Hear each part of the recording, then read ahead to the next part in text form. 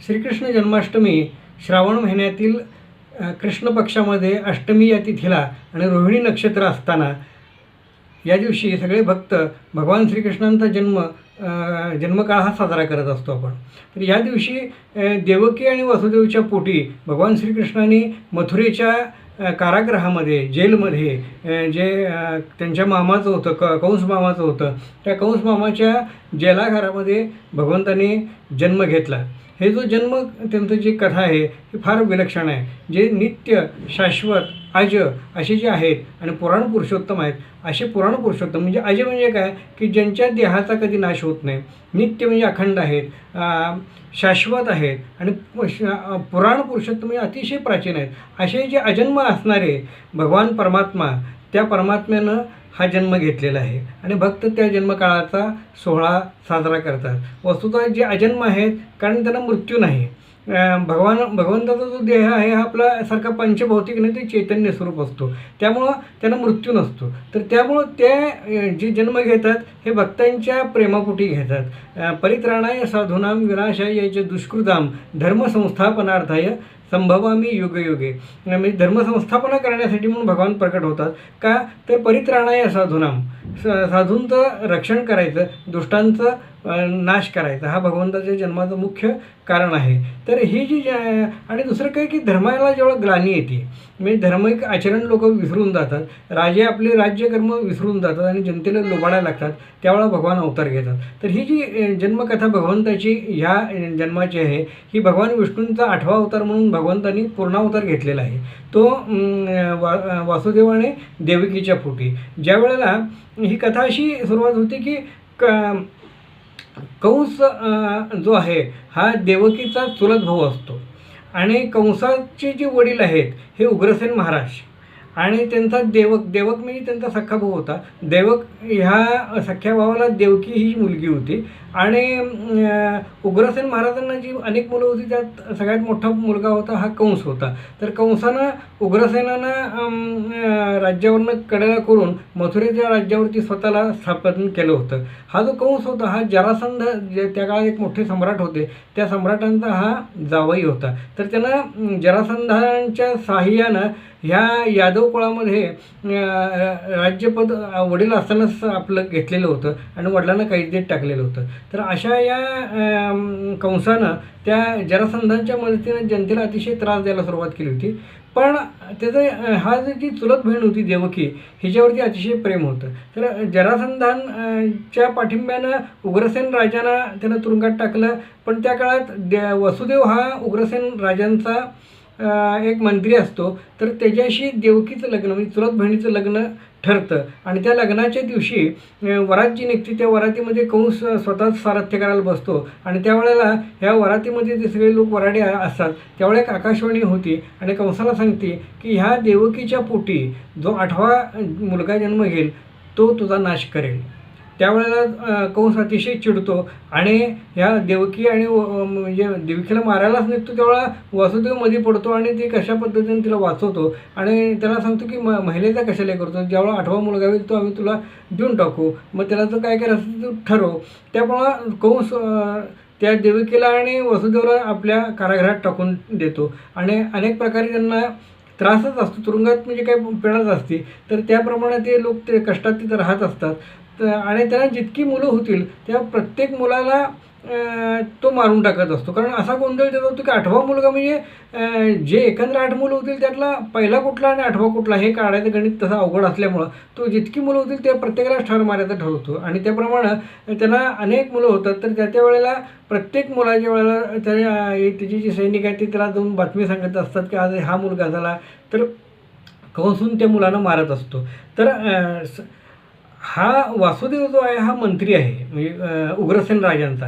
त्याच्याविषयी सुद्धा त्याच्यामुळे थोडीशी असूया असते कंसाच्या मनात आणि त्यामुळं तो जेलमध्ये पडतो. तर ह्या कथेमध्ये नंदगोप नावाचा वासुदेवचा मित्र असतो. ह्या वासुदेवला सुद्धा अनेक बायका असतात. पूर्वीच्या काळात अनेक लग्न माणसांची व्हायची, हल्लीच्या काळात उलटं झालं. पण आता म्हणजे मुलींची संख्याच कमी झाली पण त्या काळामध्ये मुलांची संख्या कमी होती. त्यामुळं प्रत्येक माणसाला 5-5, 6-6 स्त्री असायच्या. तसं वासुदेव जे होते देवकींचे पती, तर त्यांची दुसरी रोहिणी म्हणून सुद्धा एक पत्नी होती. तर नंदगोप म्हणून ते जे गोकुळात राहायचे त्यांचे मित्र, त्यांच्या त्या घरापाशीच ती आपली पत्नी राहत होती ह्या वासुदेवांची.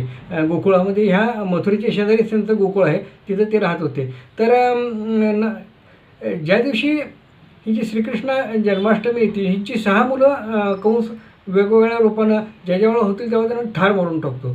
तर 7व्या मुलाच्या वेळेला काय होतं की योगनिद्रा देवी गर्भ जो आहे ह्या देवकीच्या पोटातला तो अदृश्य करून टाकते आणि तो त्या रोहिणीच्या पोटात देते आणि त्या ठिकाणी बलरामांचा जन्म होतो. आणि 8वा जो गर्भ व्हायचा आहे त्यावेळेला त्यांचं सगळ्या सैनिकांचं आणि कंसाचं लक्ष असेल की हा आता जन्माला येणार आपला शत्रूच असेल. तर ज्या दिवशी भगवान श्रीकृष्णांची जी जन्माष्टमी आहे, हा जो श्रावण कृष्ण अष्टमीच्या दिवशी, त्या दिवशी मध्यरात्री भगवान स्वतः नारायण जे आहेत ते नारायण प्रकट होतात आणि त्या संपूर्ण जलागारामध्ये इतका प्रकाश पसरतो की देवकीला आणि ते वसुदेवला कळत नाही की काय झालं आहे म्हणून. तर त्यावेळेला भगवान चतुर्भुज रूपानं प्रकट होतात आणि देवकीसमोर उभा राहतात की मी तुला पुत्ररूपानं प्रकट झालं. तेव्हा देवकी म्हणते, अहो भगवंता, इतक्या मोठ्या देहाचा मुलगा झाला असं कसं होईल? तुम्ही लहान छोटंसं शिशु शैशव जे रूप असतं त्या बाळाच्या रूपामध्ये प्रकट व्हायला पाहिजे. तर भगवान विष्णू ते मान्य करतात आणि त्याप्रमाणे अत्यंत छोट्या रूपामध्ये अगदी जन्म झालेल्या बाळासारखं त्या कुशीत येऊन देवकीच्या कुशीत येऊन स्थिरावतात. त्यावेळेला मध्यरात्री भगवंताची जी माया आहे ते संपूर्ण ते ग्रहावरती पसरते आणि त्यामुळं ह्या रात्रीला मोहरात्री पण म्हणलं जातं. तर ही जी मोहरात्री भगवंताची ती काय होती की स्वतःचं जे महान विशाल स्वरूप आहे ते विशाल स्वरूप त्यांनी सोडून छोट्या बाळा अवस्थेत आले आणि संपूर्ण जेलग्रहावरती त्यांनी मोह टाकल्यामुळं काय झालं की त्या जेलग्रहामध्ये जे सगळे पोलीस अधिकारी असतात ते सगळे लोक झोपेमध्ये गाढ झोपेत निघून जातात आणि त्यावेळेला संपूर्ण जेलची जे दरवाजे आहेत बंद असलेले, जे साखळदंडाने बंद केलेले होते, ते तिचे साखळदंड निसटतात आणि त्या साखळदंडातनं हे दरवाजे उघडले जातात आणि त्यावेळेला भगवान श्रीकृष्णाला घेऊन त्याचे वडील छोट्याशा अशा बुट्टीमध्ये ते बाळकृष्णाला घेतात आणि त्या मोहाच्या भगवंताचा जो मोह सर्व जीवांच्यावर टाकलेला असतो त्या ह्याच्यात घेऊन भगवंताला घेऊन जातात आणि यमुनेच्या पलीकडे जात असतात. त्यावेळं आत्ता जसा श्रावण महिन्यात पावसाचा जोरदार असतो तसा त्या काळात प्रचंड पाऊस बाहेर त्या जेलच्या बाहेर पडत असतो. त्या मध्यरात्रीमध्ये वासुदेव आपल्या बाळाला डोक्यावर घेतात त्या एका छोट्या अशा बुट्टीमध्ये आणि ते घेऊन चालत असताना प्रचंड पाऊस असतो. तर समोर यमुना नदी असते, ती दुथडी भरून वाहत असते. त्या दुथडी भरलेल्या नदीमध्ये सुद्धा भगवान वासुदेव स्वतः चालत जायला लागतात. तर त्या पाण्याच्या लाटा जोरात उसळायला लागतात आणि अगदी त्यांच्या तोंडापर्यंत पाणी यायला लागतं. त्या वेळेला काय असतं, यमुना नदीला भगवान श्रीकृष्णांच्या श्रीचरणांना स्पर्श करण्याची इच्छा असते. त्यामुळे ते मोठ्या मोठ्या लाटा घेऊन त्या श्रीचरणापर्यंत पोचावे असा ते प्रयत्न करत असतात आणि मोठमोठ्या त्या रात्रीमध्ये मोठ्या अशा विजा चमकत असतात, भयंकर पाऊस पडत असतो. तर त्या अशा भयंकर रात्रीमध्ये मोहरात्री म्हणतात ती. तर ह्या मोहरात्रीमध्ये हे वासुदेव आपल्या बाळाला घेऊन चाललेले असतात. तर ज्या वेळेला भगवान श्रीकृष्णांचं चरणस्पर्श त्या यमुनेला होतो त्या क्षणी संपूर्ण पूर उसरून यमुना देवी त्या वसुदेवाला आपल्यातनं रस्ता करून देते आणि मग गोकुळामध्ये भगवंताला घेऊन हे वासुदेव आपल्या त्या नंदगोपाच्या घरी जातात. त्यांची जी बायको आहे यशोदा, त्यालाही त्याच वेळेला मुलगी झालेली असते. तर ती पण ह्या मोह जो भगवंताचा पडलेला आहे सर्वांच्यावरती, त्या मोह याच्या निद्रेमध्ये ती पण आरूढ असते. तर तिथली ती त्या लहान मुलीला आपल्या त्या बुट्टीमध्ये ठेवतात आणि श्रीकृष्णाला यशोदा माईपाशी ठेवतात आणि घेऊन परत ते जेलमध्ये येतात. त्यावेळेला जसे ते जेलमध्ये येतात आणि आपल्या पत्नीच्या देवकीपाशी त्या मुलीला आणून ठेवतात, त्यानंतर सगळे दरवाजे बंद होतात, त्या सगळे साखळदंड पहिल्यासारखे लागतात आणि त्यानंतर त्या सगळ्या आतल्या पोलीस अधिकाऱ्यांना सगळ्यांना जाग येते आणि मग दुसऱ्या दिवशी सकाळी हे सगळे कंसाला जाऊन सांगतात की अशा पद्धतीनं त्या देवकीची प्रसूती झालेली आहे. तर भगवान श्रीकृष्णांचा जो जन्म होतो तो असा लोकविलक्षण आहे. तर त्या विलक्षणात कंस दुसऱ्या दिवशी येतो आणि त्या मुलाला मारायचं तेव्हा कळतं की ती मुलगी झाली. तो त्यालाही आश्चर्य वाटतं. तर ती मुलगी घेऊन तो मारण्यासाठी म्हणून एका दगडावर घेऊन जातो आणि ज्यावेळेला तसं उंच आपटण्यासाठी तसं वरती घेऊन हे करतो, त्यावेळेला ती मुलगी हातातनं निसटते आणि आकाशमार्गात जाते आणि तिथं प्रकट होऊन म्हणते, ती योगमाया आहे भगवंताची. ती म्हणते, अरे मूर्खा, की तुझा जो शत्रू आहे हा तो कधीच ह्या तुझ्या जेलघरातनं बाहेर निघून गेलेला आहे आणि तो दुसरीकडे आहे, तो सुरक्षित आहे, तर तू त्याला काही वाकडं करू शकत नाहीस, असं म्हणून ती अदृश्य होती. त्यावेळेला कंसाला अतिशय राग येतो आणि तो बघतो हे काय प्रकार झाला, तर तो मुलगा व्हायचा, ही मुलगी कशी झाली, असं म्हणून तो अतिशय त्या वसुदेवला आणि देवकीला अनेक प्रकारे पिडा देतो. तर अशा त्या जेलघरामध्ये टाकून तो तिथं राज्य करत असतो. ही भगवान श्रीकृष्णाची जी जन्मकथा आहे, ही जन्मकथा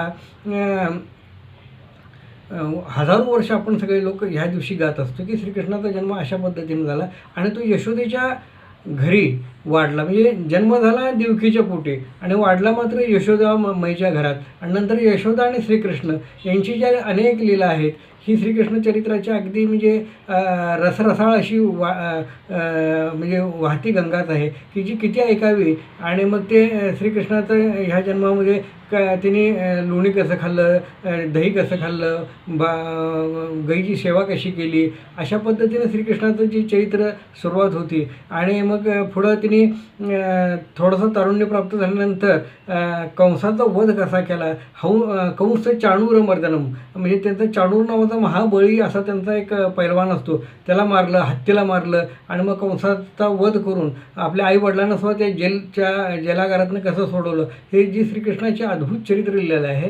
ही सुरुवात ह्या कृष्ण जन्माष्टमीच्या दिवशी सुरुवात होते आणि मग त्यानंतर ती इतकी विस्तृत आणि विलक्षण आहे की त्या कथेला काही वर्णनच नाही. की पुढं भगवद्गीता होती, महाभारत युद्ध होतं, तेव्हा भगवान श्रीकृष्णांचं जे स्वरूप आहे ते योगेश्वर अशा रूपामध्ये अर्जुनाच्या समोर प्रकट होतात. किंवा अनेक ठिकाणी गोपी जे आहेत त्या गोपींच्या भक्तीला ते कसे पावतात, तर तिथं किंवा सुदाम्यासारख्या गरीब भक्तावरती सुद्धा कसं प्रेम करतात, किंवा द्रौपदीच्या संकटाच्या वेळेसुद्धा भगवान कशा रूपानं त्या द्रौपदीचं रक्षण करतात. अशा अनेक विविध कथा श्रीकृष्ण चरित्रामध्ये आपण वाचलेल्या आहेत. श्रीकृष्णाचं जे चरित्र आहे इतकं अद्भुत आहे की त्या अद्भुत गतीला सांगणंसुद्धा अवघड आहे आणि ते जाणणंसुद्धा अवघड आहे. कारण कृष्ण जाणणं फार अवघड आहे, पण कृष्णांची जी वचनं आहेत ती आपण आपल्या जीवनात अंगीकारावी लागतात.